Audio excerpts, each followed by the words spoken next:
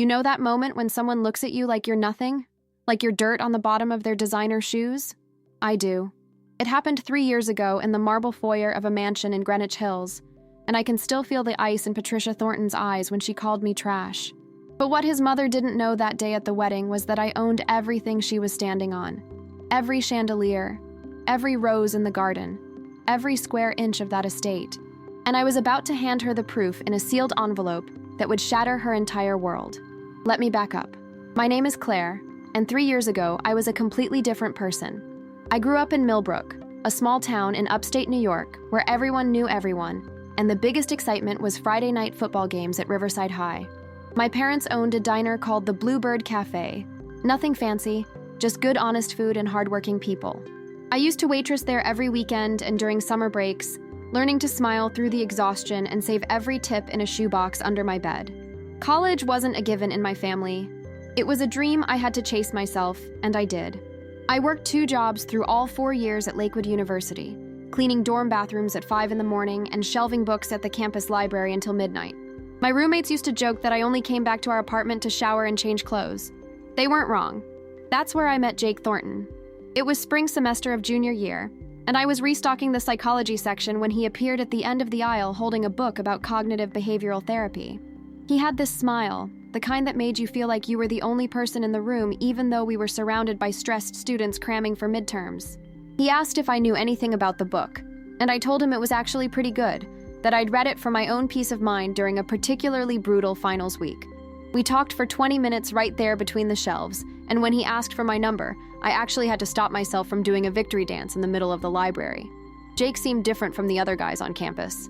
He listened when I talked about my dreams of starting my own business someday, maybe opening a chain of diners like my parents, but elevated, more upscale.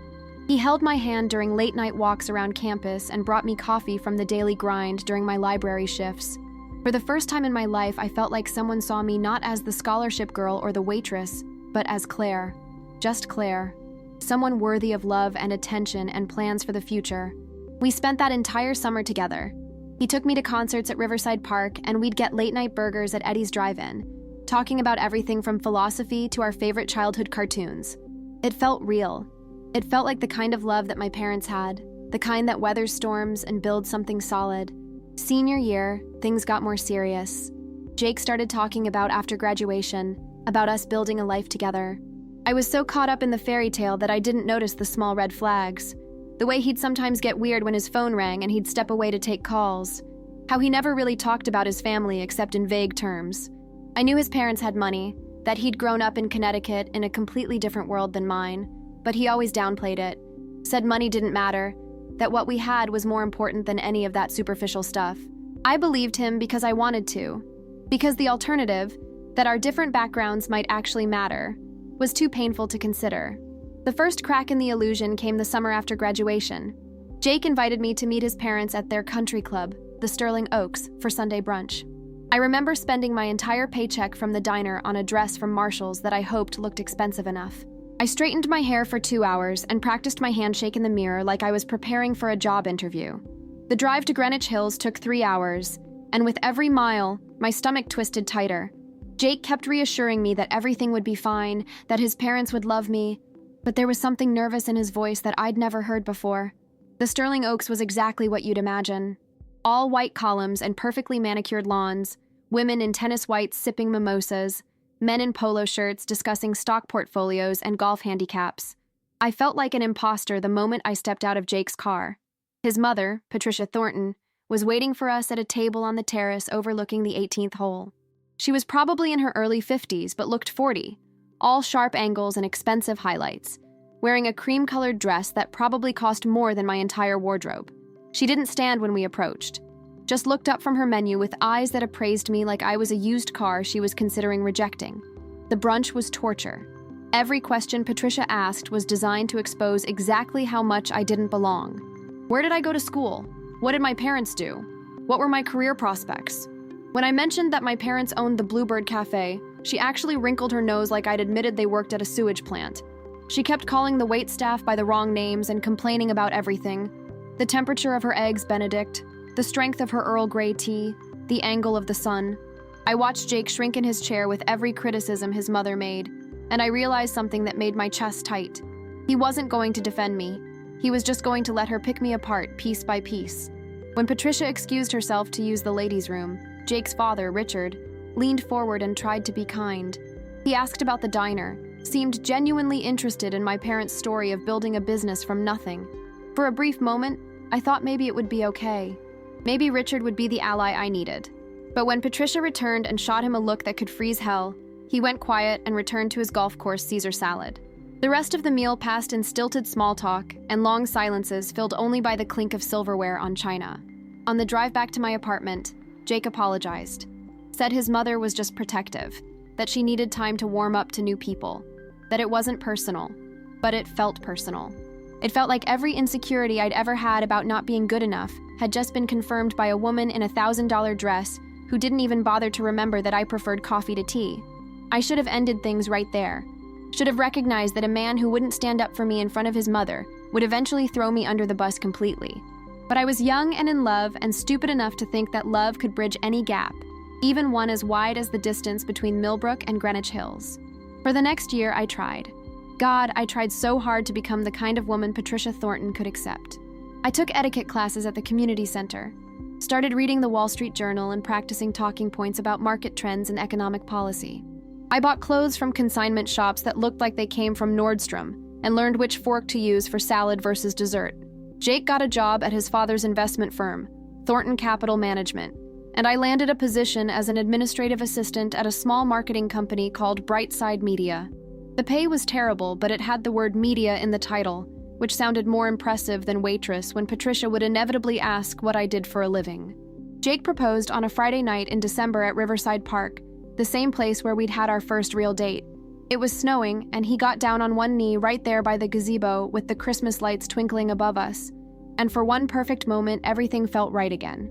The ring was modest, which I actually loved because it felt like us, like something real and earned rather than just bought with family money. I called my parents crying happy tears, and my mother screamed so loud my father thought something was wrong. They drove down the next day, and we all had dinner at the Bluebird Cafe, celebrating with champagne that my dad kept in the back for special occasions. It was one of the happiest nights of my life. But happiness, I was learning, has an expiration date. The engagement should have brought Jake and me closer, but instead it seemed to push us apart. He started working later hours at Thornton Capital, stopped texting me back as quickly. When I suggested wedding planning, he'd get vague and say we had plenty of time, that we should just enjoy being engaged. Meanwhile, Patricia insisted on being involved in every decision, from the venue to the flowers to the guest list. She shot down every idea I had. The barn wedding in Millbrook? Too rustic. The intimate ceremony at the Botanical Gardens? Too small for the Thornton family social obligations. She wanted the Sterling Oaks, naturally, with 200 guests and a string quartet and a 7-course meal that would cost more than my parents made in a year. The cracks started showing in February. Jake came home late one Wednesday night smelling like perfume that wasn't mine. When I asked about it, he got defensive, said he'd been at a client dinner and must have passed too close to someone. I wanted to believe him, needed to believe him, because if I didn't, then everything I'd sacrificed and suffered through for the past 2 years would have been for nothing. So I pushed down the doubt and threw myself into wedding planning, thinking that maybe if I could just get to the altar, everything would fall into place. Then came the night that changed everything. It was a Thursday in March, unseasonably warm with that smell of spring that makes you believe in new beginnings. I'd finished work early at Brightside Media and decided to surprise Jake at his apartment in the city with takeout from Chang's Palace, his favorite Chinese place. I had a key, but I knocked anyway, some instinct telling me to announce myself. When no one answered, I let myself in and immediately heard voices coming from his bedroom. My heart was already breaking before I reached the door, before I saw his phone sitting on the kitchen counter, unlocked. Messages from someone named Madison lighting up the screen. Messages that made my stomach drop. Messages about hotel rooms and lies told, and how much she missed him. I don't remember picking up the phone. Don't remember scrolling through weeks of conversations that painted a picture of betrayal so complete it took my breath away. Madison worked at Thornton Capital. She was Richard's business partner's daughter. Old money, right background. Everything Patricia had wanted for her son all along. And Jake had been seeing her for months while I planned our wedding and bit my tongue through his mother's insults and pretended that everything was fine. I confronted him at his parents' mansion, drove straight to Greenwich Hills with those messages burning in my mind like acid. Patricia answered the door in her silk robe, and immediately her face twisted into that familiar expression of disgust, like I was some pest that kept showing up uninvited. She called for Jake, and he came down the stairs looking pale and caught, and I knew right then that she already knew about Madison, had probably encouraged it. When I threw the evidence at him, screenshots printed out at a FedEx office at 2 a.m, Patricia didn't even have the decency to look ashamed. She smiled. Actually smiled like she'd been waiting for this moment. That's when she said it. Standing in that pristine foyer with its marble floors imported from Italy and its chandelier that cost more than my parents' house, Patricia Thornton looked me dead in the eye and called me trash. Said I was always after their money, that girls like me didn't belong in their world, that I should have known better than to think I could trap her son with my small-town charm and working-class desperation. Jake just stood there. Didn't defend me. Didn't tell his mother she was wrong. He just looked at the floor like a coward while the woman who raised him eviscerated everything we'd built together. When I pulled off the engagement ring and threw it at his feet, it bounced twice on that expensive marble and rolled under a console table, and neither of them moved to pick it up.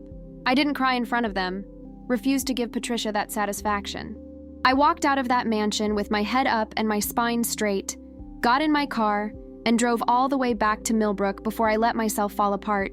3 days I stayed in my childhood bedroom, curtains drawn, phone off, while my mother brought me soup I couldn't eat, and my father paced downstairs trying to figure out if he should drive to Greenwich Hills and punch Jake Thornton in his trust fund face. On the 4th day, I dragged myself out of bed and looked in the bathroom mirror and almost didn't recognize the person staring back. Red eyes, hollow cheeks, the face of someone who'd let other people define her worth. That's when something inside me shifted. I was standing there in my old Riverside High sweatpants staring at my reflection, and I heard Patricia's voice in my head calling me trash, and something just snapped. Not in a breaking way, in a clarifying way. Like I'd been living underwater and suddenly surfaced and could breathe again. I made a decision right there in that cramped bathroom with its peeling wallpaper and loose toilet handle. I would never let anyone make me feel small again. Not Patricia Thornton, not Jake, not anyone. I was going to build something so big and so successful that every single person who'd ever looked down on me would have to crane their necks up just to see where I'd climbed. The first thing I did was cut my hair. Drove to Bella's salon on Main Street and told her to cut off everything, to give me something new and sharp and powerful. When I walked out with a sleek bob that made me look older, more serious, more like someone you couldn't dismiss, I felt like I'd shed a skin. Next, I burned the engagement photos. Had a little ceremony in my parents' backyard fire pit with a bottle of cheap wine, and watched our smiling faces curl and blacken in the flames.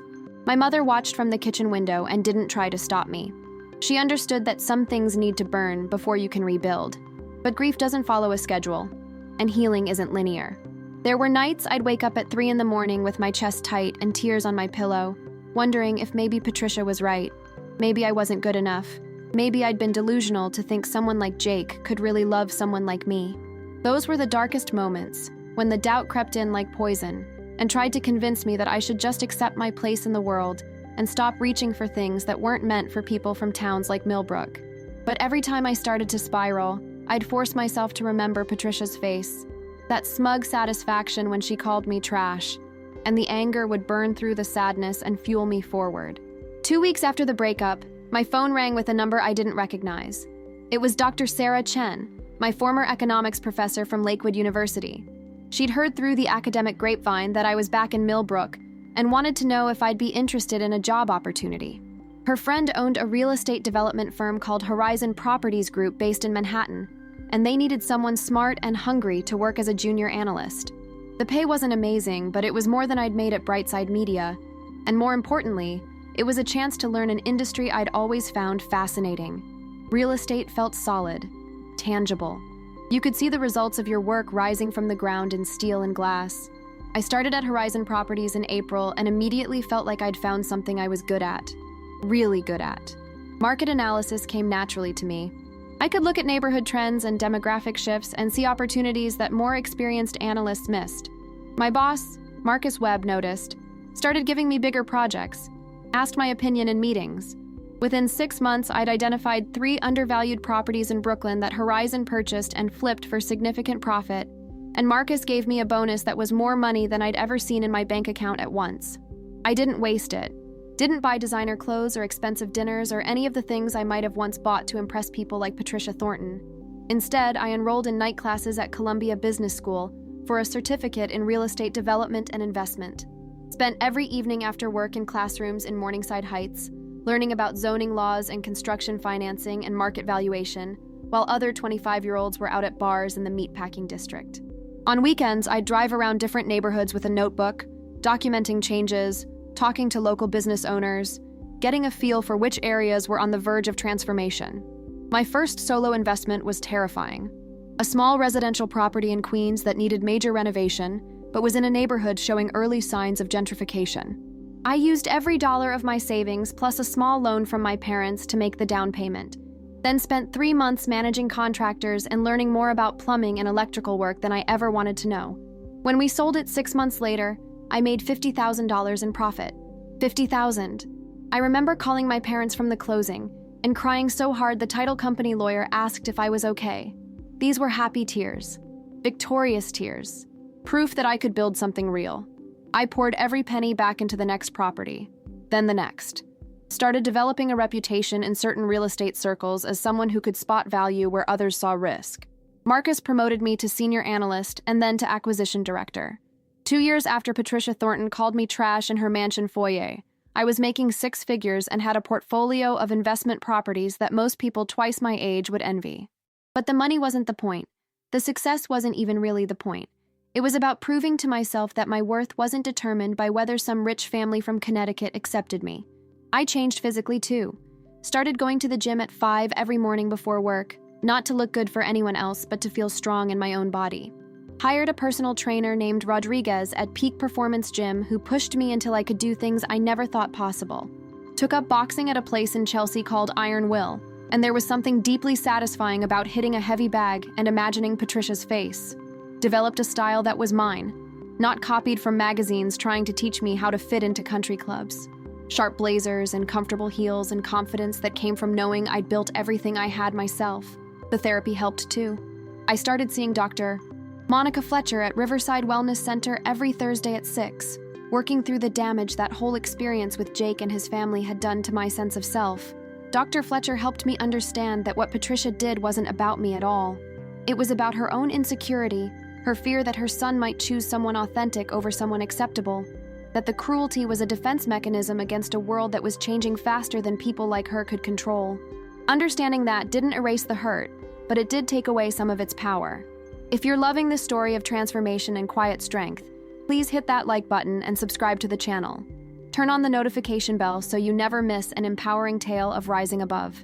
Drop a comment saying "Strength through adversity" if this story resonates with you.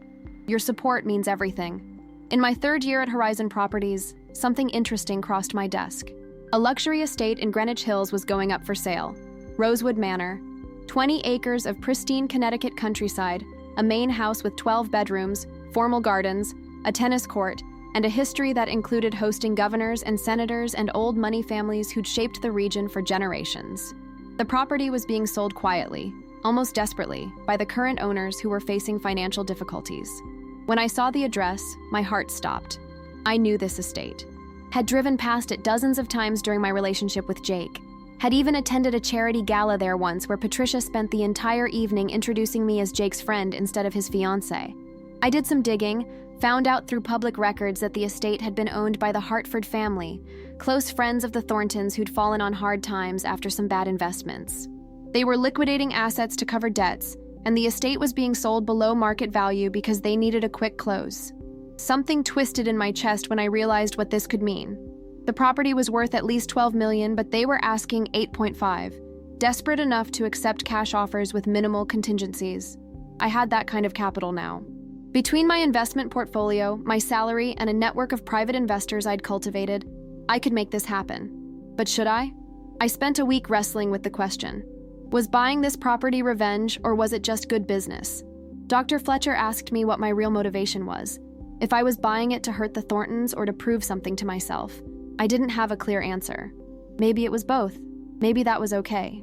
In the end, I decided that whether or not the Thorntons ever knew I owned it, Rosewood Manor represented something important.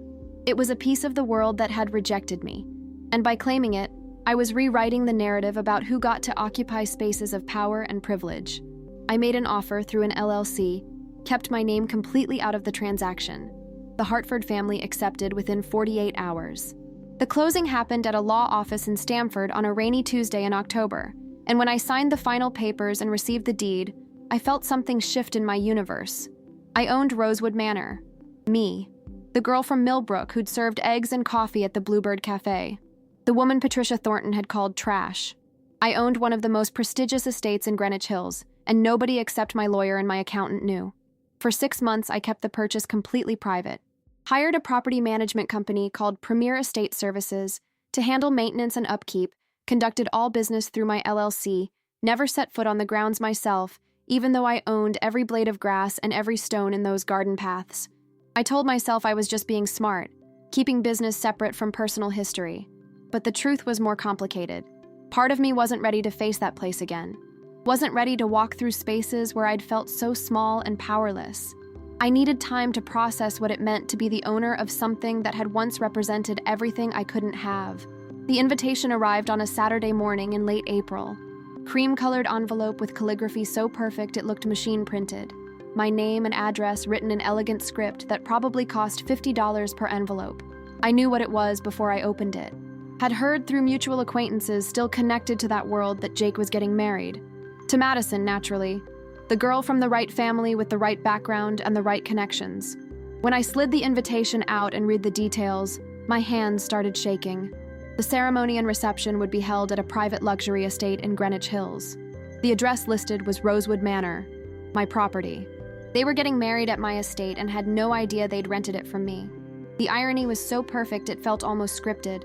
Jake's family must have been so proud that they'd secured such a prestigious venue, probably bragged to all their country club friends about the Hartford estate and its impeccable pedigree.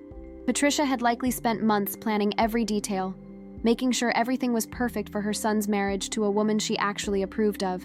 And none of them knew that the girl they'd thrown away like garbage now held the deed to their fairy tale wedding venue. I sat on my couch in my Manhattan apartment, staring at that invitation for probably 2 hours. My coffee getting cold, my mind racing through possibilities. Dr. Fletcher's next session was interesting. She asked me what I wanted to do with this information. Did I want to cancel their venue contract and leave them scrambling? Did I want to show up and make a scene? Did I want to just let it go and move forward with my life? I told her honestly that I didn't know. Part of me wanted to burn their wedding to the ground, metaphorically speaking. Wanted Patricia to feel even a fraction of the humiliation she'd made me feel. But another part of me, the part that had grown and healed over the past 3 years, wondered if revenge would actually give me the closure I thought it would. Or would it just drag me back into their orbit, give them power over me again? In the end, I made a decision that felt right for who I'd become. I would attend the wedding. Not to cause chaos or seek revenge, but to close this chapter of my life on my terms. To walk into that space as the woman I'd built myself into, not the girl they'd broken. To prove to myself more than anyone else that I'd moved beyond needing their approval or fearing their judgment. I RSVP'd yes through the wedding website, noted my meal preference as the herb-crusted salmon, and bought a dress that was elegant and understated, the kind of thing that spoke of quiet confidence rather than trying too hard. The morning of the wedding, I woke up at 6 and went for a run along the Hudson River. The May air was perfect, that sweet spot between spring and summer where everything feels possible. I came back to my apartment and took a long shower, did my hair and makeup with steady hands, put on the navy blue dress I'd chosen and the simple diamond studs my parents had given me for my 25th birthday. Looking in the mirror, I barely recognized the woman staring back. 3 years ago, I'd been so desperate to fit into the Thornton family's world. Now I didn't want to fit in. I wanted to stand out. Wanted them to see exactly what they'd lost when they chose cruelty over kindness. The drive to Greenwich Hills took 90 minutes. I played music loud, mostly songs about empowerment and moving on, the kind of soundtrack that makes you feel like you're in a movie about your own life. When I turned onto the long driveway leading to Rosewood Manor, my heart started pounding. This was the first time I'd been back since purchasing it. The grounds looked immaculate. The gardens were in full bloom with roses and peonies and those expensive tulips that only last a few weeks.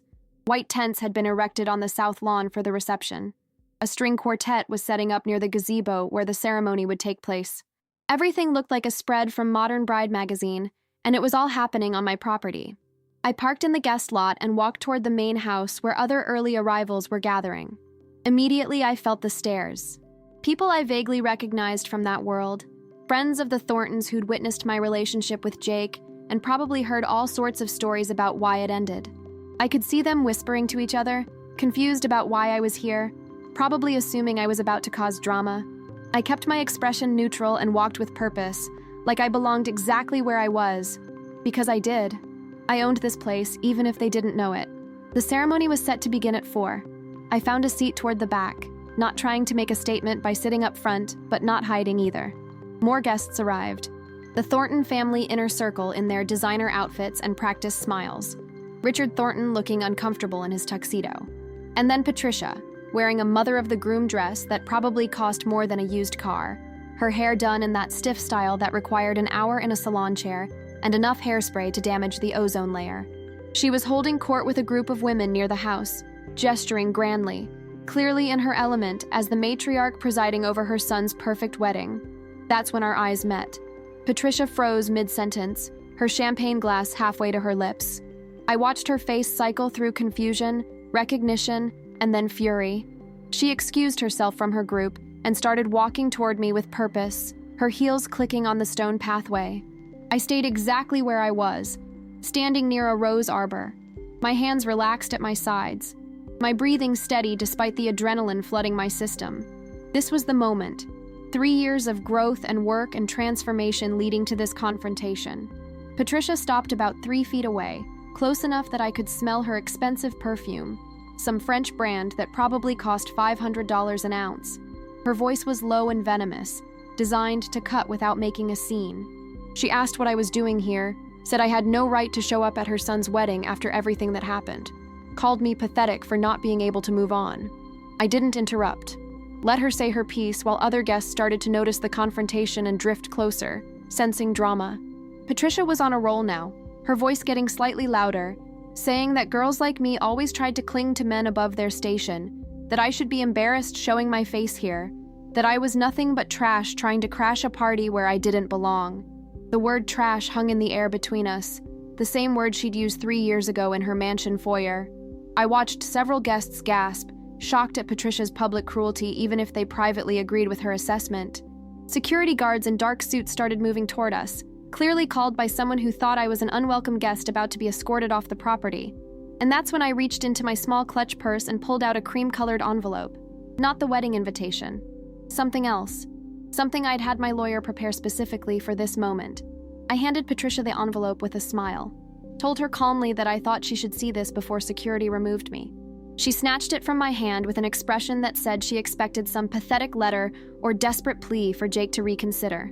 Watched her tear open the envelope and pull out the documents inside. Property deed, ownership papers, LLC registration showing me as the principal owner. Her face went pale, then red, then pale again. She looked up at me with an expression I'd never seen before, something between shock and rage and absolute disbelief. The crowd around us had grown. Jake appeared from somewhere, probably wondering why his mother looked like she'd seen a ghost. Madison was with him, looking beautiful in her bridesmaid dress, confused about what was happening. Other guests were pulling out phones, sensing this was going to be something worth recording. Patricia tried to speak, but nothing came out at first. Finally, she managed to ask if this was real, if I actually owned Rosewood Manor, her voice shaking with an emotion I couldn't quite identify. I told her it was completely real, that I'd purchased the property 6 months ago, that every flower she'd chosen and every chair she'd arranged and every piece of this perfect wedding she'd planned was happening on property that belonged to me.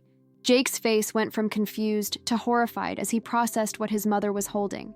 Madison stepped forward and asked the question that was on everyone's mind. Who was I? What was my connection to Jake? And why did I own the venue for their wedding? The crowd went completely silent. Even the string quartet stopped tuning their instruments. It was one of those moments where time seems to slow down and you can hear individual heartbeats and breathing. I looked at Madison and felt something unexpected. Not anger, almost pity. She had no idea what she was marrying into, what it meant to tie yourself to a family that measured worth in bank accounts and zip codes. If this story of Grace Under Fire is moving you, please give this video a like and subscribe to stay updated on more powerful stories. Hit that notification bell and comment "Dignity over Revenge" to let me know you're here. Thank you for being part of this journey. I took a breath and addressed not just Madison, but the entire assembled crowd. Told them in a voice that was steady and clear that I was Jake's former fiancé, the one who wasn't good enough for the Thornton family, the one Patricia had called trash 3 years ago when she discovered her son had been cheating on me. Several gasps from the crowd. Jake looked like he wanted the earth to swallow him whole. I continued speaking, choosing my words carefully. Said that I wasn't here to ruin anyone's wedding or cause a scene. That I'd actually come to deliver a message that took me 3 years to be ready to say. I turned to Patricia directly. Told her that 3 years ago her words had broken something inside me, made me question my worth and value as a human being. But that brokenness had also forced me to rebuild myself stronger, to stop seeking validation from people who measured worth in dollar signs instead of character, to create success on my own terms rather than trying to fit into someone else's definition of acceptable. I thanked her, and I meant it. Thanked her for showing me exactly who she was before I made the mistake of legally tying myself to her family. Thanked her for the motivation to prove that a girl from Millbrook could own a piece of Greenwich Hills if she worked hard enough and believed in herself enough. Then I turned to Jake, looked him in the eyes for the first time in 3 years. Told him I hoped he and Madison would be very happy together. That I genuinely meant that. That I didn't carry anger or resentment anymore because those emotions would only weigh me down. That the best revenge wasn't making other people suffer but showing them through your success that their rejection was actually a gift. Jake opened his mouth to say something, but I raised my hand gently. Told him there was nothing left to say. That we'd both moved on to where we were meant to be. I addressed the crowd one final time. Said that I wanted them to enjoy the wedding. That everything was paid for and the venue was theirs for the day as contracted. That I hoped they'd remember this moment not as drama or revenge, but as a reminder that you can't buy class and you can't steal someone's value by calling them worthless. That true worth comes from how you treat people when they can't do anything for you, from choosing kindness over cruelty, from building others up instead of tearing them down to make yourself feel superior. Patricia was crying now, actual tears streaking her perfect makeup, and I felt no satisfaction from it, just a sense of completion, of a circle closing. I walked toward the parking lot with my head high and my spine straight, same as I'd walked out of Patricia's mansion 3 years ago. But this time it felt completely different. This time I wasn't running away.